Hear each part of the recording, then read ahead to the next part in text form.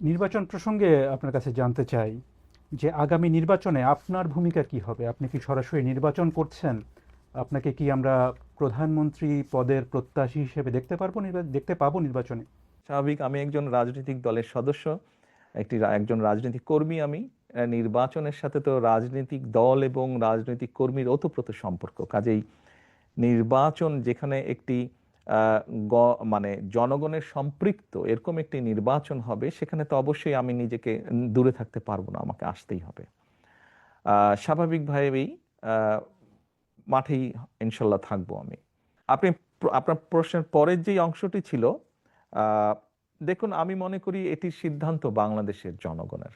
এটি তো আমার সিদ্ধান্ত না, এটি সিদ্ধান্ত নেবে বাংলাদেশের জনগণ। কিন্তু আপনি নির্বাচনে অংশ নেবেন কিনা সেই সিদ্ধান্ত তো আপনাকে নিতে হবে। না না, সেটি তো নিব, কেন নিব না, অবশ্যই নিব। আপনি নির্বাচনে অংশ নিচ্ছেন তাহলে? জি। ইনশাল্লাহ।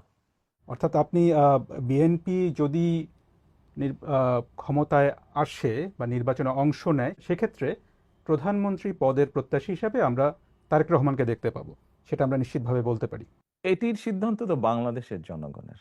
বিএনপির পক্ষ থেকে। সেক্ষেত্রে তো এটি দল সিদ্ধান্ত নেবে। দল কিভাবে করবে, এটি তো দলের সিদ্ধান্ত।